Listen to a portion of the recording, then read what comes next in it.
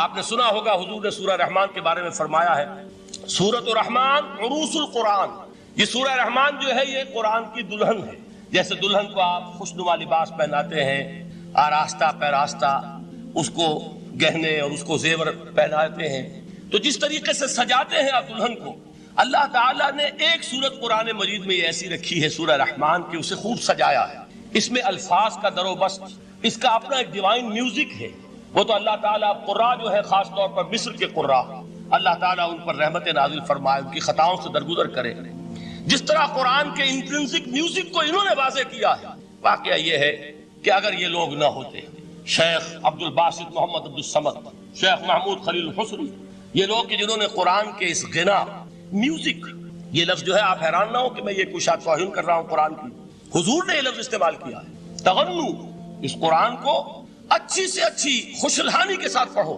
من لم یتغن بالقرآن فلیس منا، جو قرآن کو بہتر سے بہتر انداز میں، اچھی سے اچھی آواز میں، خوشلہانی کے ساتھ پڑھنے کی کوشش نہیں کرتا وہ ہم میں سے نہیں.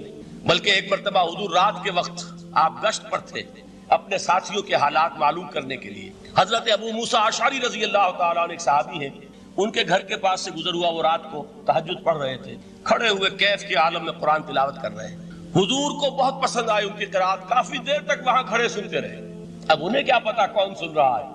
بالکل اسی طرح سمجھ لیجئے ایک بات یاد آئی ہے، حضور فرماتے ہیں کہ جس طرح کان لگا کر اللہ قرآن کو سنتا ہے کسی چیز کو نہیں سنتا. ہمیں نظر نہیں آتا نا، ہمیں معلوم نہیں، ہم قرآن پڑھ رہے ہیں تو سننے والا کون ہے؟ سب سے زیادہ کان لگا کر خود اللہ.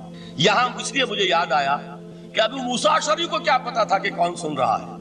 وہ اپنی کیفیت میں نماز میں تہجد میں قرآن کی تلاوت کر رہے تھے، اور ظاہر بات ہے ان کے گھر ایکڑوں میں بنے ہوئے نہیں تھے، ایک ایک کمرہ، ایک ایک کوئی حجرہ، ایسے تو گھر تھے نا صحابہ کے. لہذا حضور پاس سے گزرے، آواز آئی، کافی دیر سنتے رہے.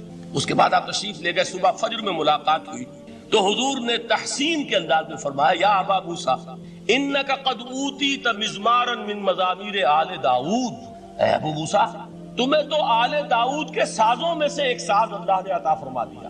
جس طرح حضرت داؤد، لہن داؤدی مشہور ہے کہ جب وہ پچھلے پہر رات کو حمد کے ترانے الاپتے تھے، قرآن میں ہے کہ پرندے شامل ہو جاتے تھے ساتھ، اور پہاڑ وجد میں آتے تھے، پہاڑ بھی ان کے ساتھ شریک ہوتے تھے. تو جس طرح کا اللہ نے ان کو لہن عطا فرمایا تھا، حضور نے تحسین کے انداز میں فرمایا ہے ابو موسیٰ اشعری، اللہ نے تمہیں بھی آل داؤد کے سازوں میں سے ایک ساز عطا فرمایا.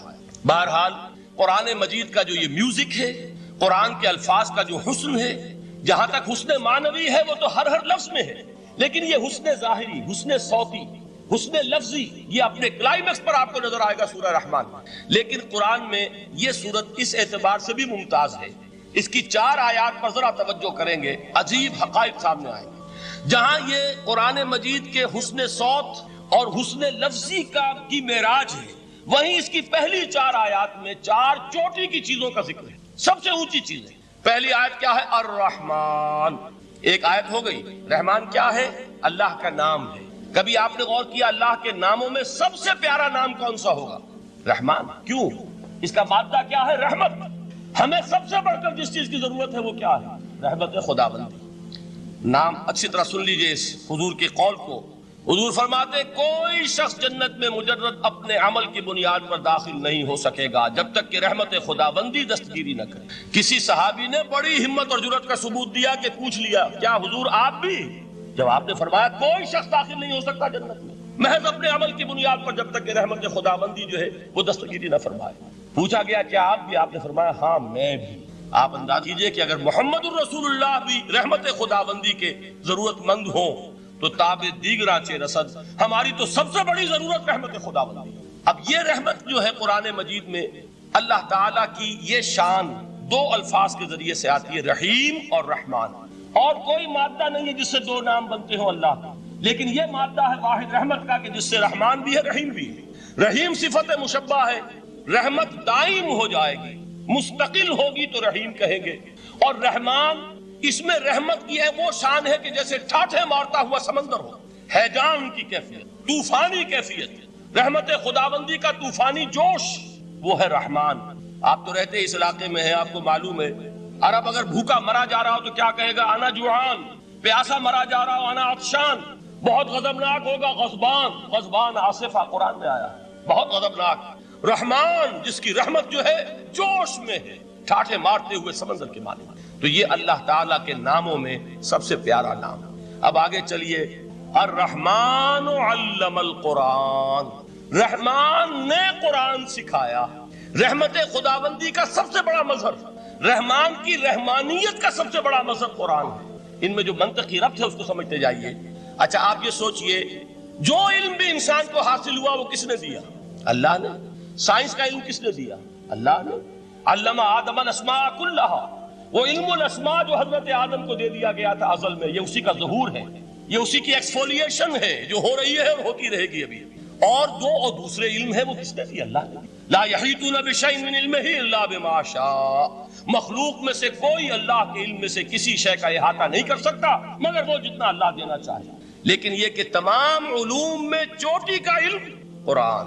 نوٹ کرتے جائیے، چوٹی کی چیزیں جمع کیجیے. اللہ کے ناموں میں چوٹی کا نام رحمان.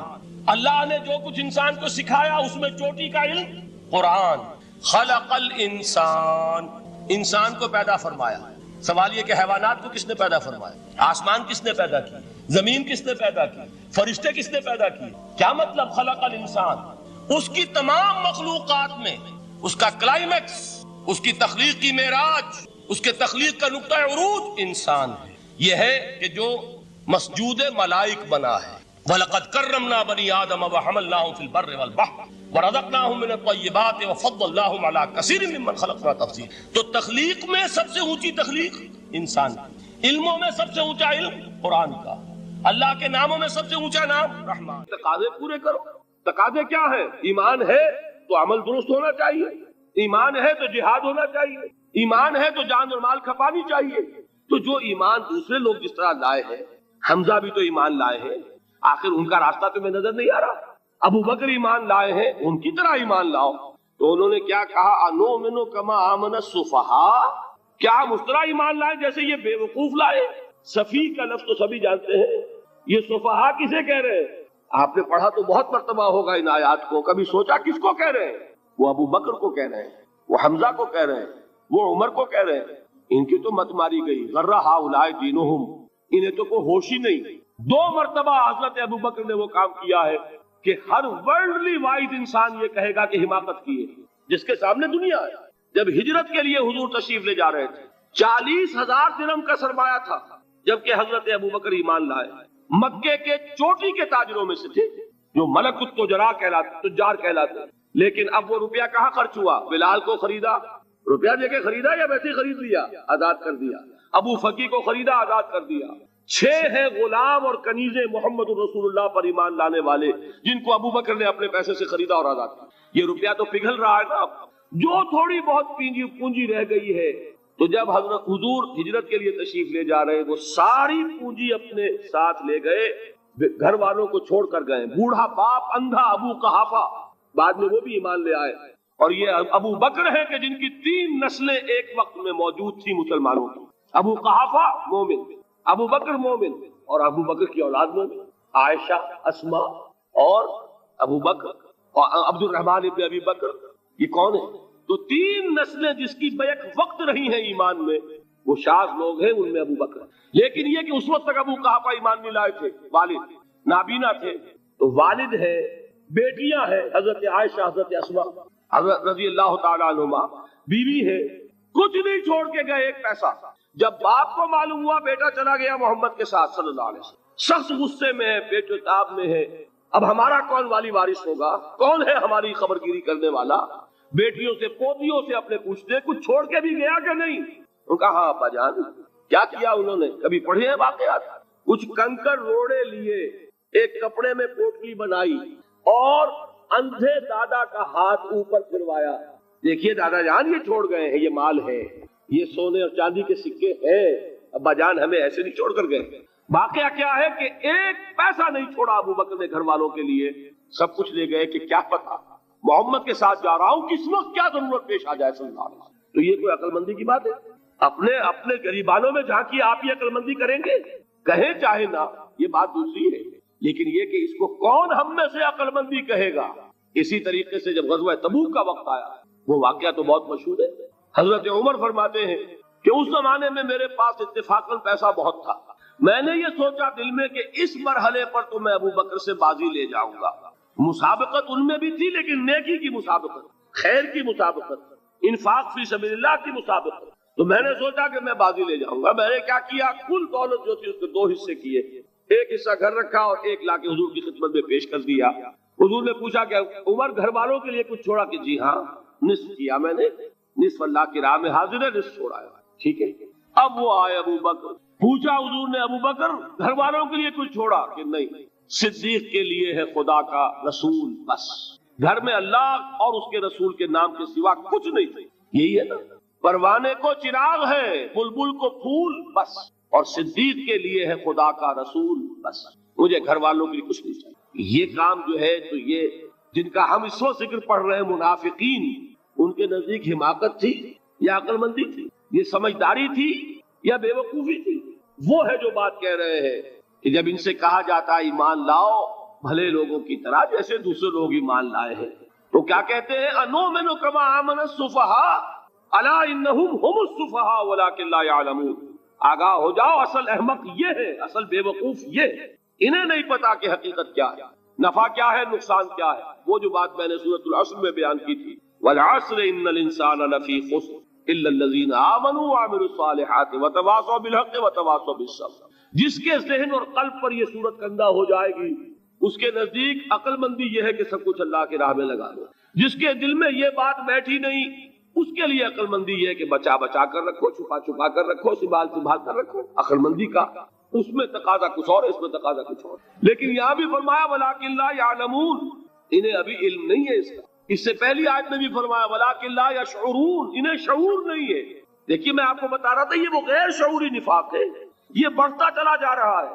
پہلے جھوٹا بہانہ تھا, پھر جھوٹی قسمیں ہوئی, پھر دشمنی ہو گئی صادق الایمان, جو جان اور مال لگا رہے ہیں, نچھاور کر رہے ہیں پروانہ وار, اللہ پر, اللہ کے دین کے اوپر نثار کر رہے ہیں اپنے آپ کو, ان سے عداوت, ان سے دشمنی, ان کا بغض, یہ 3rd سٹیج تک پہنچ گئے. اب بھی وہ اپنے آپ کو منافق نہیں سمجھتے, وہ سمجھتے عقل مند تو ہمیں, یہ تو بے وقوف ہے. ہم ہیں اصل میں بھائی, سمجھ کے چلنا چاہیے, تیل دیکھنی چاہیے, تیل کی دھار دیکھنی چاہیے, دائیں بائیں دیکھنا چاہیے, حفاظت کا بھی خیال ہونا چاہیے. یہ ساری چیزیں تو عقل مندی ہے نا دنیا کے اعتبار سے. تو وہ تو انہیں بے وقوف سمجھ رہے ہیں, اپنے آپ کو منافق کہاں سمجھیں گے؟ چاہیے ٹھیک ہے بھائی, دین بھی چاہیے لیکن دنیا کی فکر بھی چاہیے کہ نہیں؟ یہ آپ کہتے ہیں کہ نہیں کہتے ہیں؟ یہ تو بات آپ نے بہت دفعہ سنی بھائی, ٹھیک ہے دین بھی ہونا چاہیے لیکن دنیا بھی تو ہونی چاہیے کہ نہیں؟ یہ ہے سمجھ دنیا کی, یہ ہمارے معیارات ہیں. یہی وجہ ہے کہ دین ذلیل سے ذلیل تر ہو رہا ہے. دین وہ جو میں نے حال ہی کے اشعار سنائے تھے کہ پستی کا کوئی حد سے گزر نہ دیکھے, اسلام کا گر کر نہ ابھر نہ دیکھے, مانے نہ کبھی کہ مد ہے ہر جزر کے بعد دریا کا ہمارے جو اتر نہ دے. یہ دریا چڑھا کب تھا؟ جب صحابہ کرام نے وہ فینیٹسزم جس کو آج ہم کہیں گے, اس کا جب مظاہرہ کیا, اس کا ثبوت دیا, دامے درمے سخنے, جان مال تن دھن سب لگا دیا, تو اللہ کے دین میں بہار آ گئی, رونق آ گئی, دین کا غلبہ ہو گیا. اور جب ہم اپنے سمجھ کر رکھیں گے تو ظاہر بات ہے کہ اس کا تو پھر جو حشر ہوگا وہ وہی. دین میں کمزوری, ہماری دنیا جو ہے پھل رہی ہے, پھول رہی ہے, دین جو ہے وہ کمزور ہوتا چلا. یہ ہے 3rd سٹیج اس نفاق کی, کہ جس کے بعد اب کوئی امکان واپسی کا نہیں.